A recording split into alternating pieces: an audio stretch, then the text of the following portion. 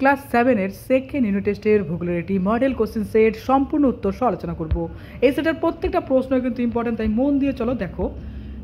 একে বলেছে সঠিক উত্তর নির্বাচন করো। 3টি প্রশ্ন, 3 নম্বর। একের 1 নম্বর, নদী যেখানে শেষ হয় তাকে বলে উৎস, জলাশয়, মোহনা, সমুদ্র।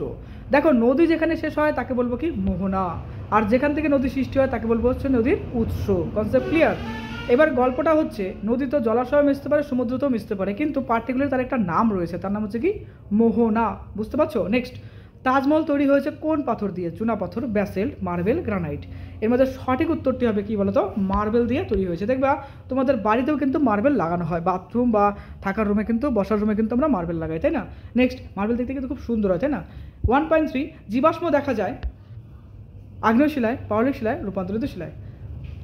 জীবাশ্ম দেখা যায় একমাত্র পাললিক শিলায়। দেখো, অন্যান্য শিলা যেরকম আছে আগ্নেয় শিলা বা রূপান্তরিত শিলায়, সেখানে প্রচণ্ড তাপচাপে কিন্তু সেভাবে তৈরি হয় না।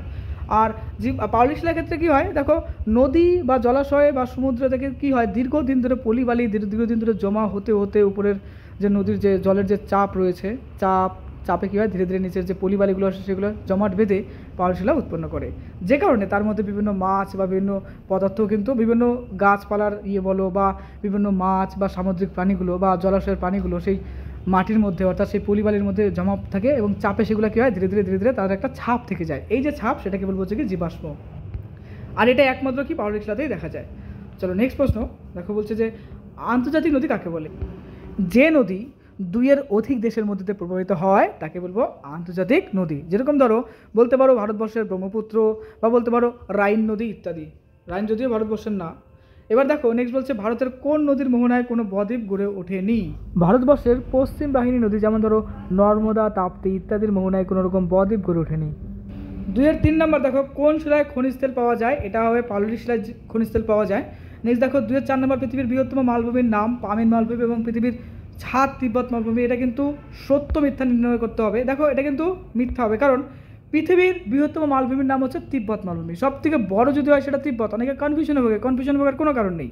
বড় মালভূমির নাম তিব্বত মালভূমি, এবং পৃথিবীর ছাদ বলা হয় পামিন মালভূমিকে। নেক্সট, নিস কোন শিলার রূপান্তরিত রূপ? দেখো অ্যান্সার হবে, দেখো নিস হলো গ্রানাইট শিলার রূপান্তরিত রূপ। নেক্সট, পৃথিবীর বৃহত্তম উষ্ণ মরুভূমির নাম কি? উত্তর হবে দেখো সাহারা। নেক্সট, কাকে মরুভূমির জাহাজ বলা হয়? উত্তর হবে দেখো উটকে মরুভূমির জাহাজ বলা হয়।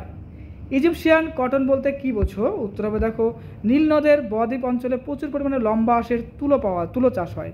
এগুলোকে সারা বিশ্বে ইজিপশিয়ান কটন নামে পরিচিত, অর্থাৎ এগুলোকেই সারা বিশ্বে ইজিপশিয়ান কটন বলা হয়। নেক্সট, কাকে নীল নদের দান বলা হয়? মিশরকে নীল নদের দান বলা হয়। নেক্সট, নিচের প্রশ্নগুলোর উত্তর দাও। দেখো 2টি প্রশ্নের উত্তর দিতে বলা হচ্ছে, প্রত্যেকটার জন্য নাম্বার রয়েছে 2 করে। নদীর গতিপথকে কয় ভাগে ভাগ করা হয় ও কী কী? নদীর গতিপথকে সাধারণত 3 ভাগে ভাগ করতে পারি। একটা হচ্ছে উচ্চ গতি বা পার্বত্য গতি, মধ্যগতি বা সমভূমি গতি, আর একটা হচ্ছে নিম্নভূমি গতি। এবার পার্বত্য গতিতে নদীর প্রধান কাজ কী বলতো? ক্ষয় কার্য করা। আর মধ্যগতি বা সমভূমি গতিতে নদীর প্রধান কার্য কী বলতো? ক্ষয় করলে পারো পরিবহনটা হচ্ছে ম্যাক্সিমাম কাজ। আর নিম্নগতিতে নদীর প্রধান কাজ হচ্ছে কি? জমা করা, অর্থাৎ এই যে পলিবালিগুলো রয়েছে সেগুলো জমা করা। যে কারণে সেখানে কিন্তু প্রচুর বদ্বীপ দেখা যায়। নেক্সট, জলবিভাজিকা কাকে বলে? One of the most important প্রশ্ন দেখে বলবো, উচ্চ পাহাড়ি অঞ্চলে যখন বৃষ্টি হয় সেই বৃষ্টির জল ভূমির ঢাল বরাবর বিভিন্ন দিকে বয়ে যায়। অর্থাৎ কোনো পাহাড়ের চূড়ার অংশটা বৃষ্টির জলকে বিভিন্ন দিকে ভাগ করে বা বিভাজন করে, তাই তাকে জলবিভাজিকা বলে। জলবিভাজিকার বিভিন্ন দিকে বয়ে যাওয়া জল একাধিক ছোট ছোট জলাধারের মধ্যে দিয়ে বয়ে গিয়ে মিলিত হয়ে মূল নদী তৈরি করে। নেক্সট, উৎপত্তি অনুযায়ী পর্বত প্রধানত কয় প্রকার ওকে কি? উৎপত্তি অনুযায়ী পর্বত প্রধানত 3 ধরনের হয়: ভঙ্গিল পর্বত, স্তূপ পর্বত এবং আগ্নেয় পর্বত। নেক্সট, নিচের যে কোনো 2টি প্রশ্নের উত্তর দাও। দেখো 3 নম্বর করে রয়েছে ওয়াদি এবং আর কি?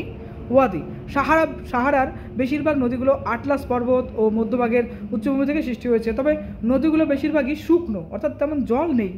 আর এই শুকনো নদীর খাতগুলোকেই বলা হয় ওয়াদি। One of the most important প্রশ্ন, আর্ক। সাহারা মরুভূমির যেসব অঞ্চলগুলোতে বালির স্তূপ জমা হয়ে ছোট ছোট পাহাড়ের মতো তৈরি করেছে, সেই ছোট ছোট পাহাড়গুলোকেই বলা হয় আর্ক। নেক্সট, খামসিন, হারমাট্টান, সাইমুম বলতে কী বোঝো? উত্তর হবে দেখো খামসিন, হারমাট্টান ও সাইমুম। গরমকালে সাহারা মরুভূমির উপরে এক রকমের গরম আর শুকনো বাতাস বয়ে যায়। স্থানীয় ভাষায় একে খামসিন নামে ডাকা হয়। আর গিনি উপকূল অঞ্চলে খামসিনকে বলে হারমাট্টান, অর্থাৎ ওই বাতাসকে ওখানে কী বলা হয়? হারমাট্টান বলা হয়। কোথায়? গিনিতে। গরমকালে দিনের বেলায় কখনো কখনো প্রবল বালির ঝড় দেখতে পাওয়া যায়। তো যাকে স্থানীয় ভাষায় লোকগুলোকে বলা হয়, স্থানীয় ভাষায় ওইগুলোকে বলা হয় কি? সাইমুম বলা হয়।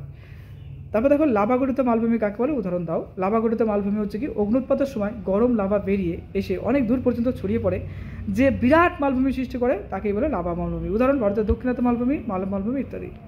যে কোনো একটি প্রশ্নের উত্তর দাও। দেখো রয়েছে 5 নম্বর, ভেল বলতে কি বোঝো? আফ্রিকা মহাদেশের অন্ধকারাচ্ছন্ন মহাদেশ বলা হতো কেন? One of the most important প্রশ্ন। উত্তর দেখো, আফ্রিকা মহাদেশের দক্ষিণ দিকে কালাহারি মরুভূমি আর ভারত মহাসাগরের ধারে উপকূল অঞ্চলে শীতকালে বেশ ঠান্ডা পড়ে। গরমকালে মোটামুটি গরম, শীত গ্রীষ্মের তাপমাত্রার মধ্যে পার্থক্য খুব বেশি। এখানে মরু অঞ্চলের থেকে বেশি বৃষ্টি হয়। উঁচু পাহাড়ের ঢালে পপলার, উইলো এইসব গাছ দেখা যায়। সমভূমি এলাকায় ছোট খসখসে সবুজ ঘাস দেখা যায়। এই তৃণভূমিকে বলে veld. One of the most important প্রশ্ন। প্রাকৃতিক দুর্গম, অস্বস্তিকর উষ্ণ বা আর্দ্র বায়ু, উষ্ণার্দ্র জলবায়ু, গভীর জঙ্গল ও হিংস্র জন্তুর ভয় ইত্যাদি কারণের জন্য বহুদিন পর্যন্ত এই মহাদেশে আধুনিক সভ্যতার আলো এসে পৌঁছতে পারেনি। এই জন্য এই মহাদেশকে অন্ধকারাচ্ছন্ন মহাদেশ বলা হতো।